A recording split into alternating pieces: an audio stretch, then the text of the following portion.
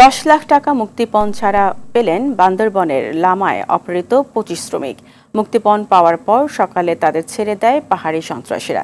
এর আগে সোমবার জিয়াউর রহমান নামের এক শ্রমিক পালিয়ে আসে।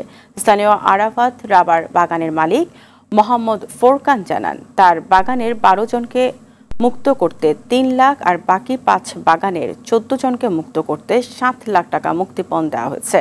জিম্মেদের বেশি মারধর করায় তাদের উদ্ধারের পর কক্সবাজারে ঈদগাঁ উপজেলা হাসপাতালে চিকিৎসা দেওয়া হচ্ছে। বিষয়টি নিশ্চিত করেছেন লামা থানার ওসি মোহাম্মদ শাহাদাত হোসেন।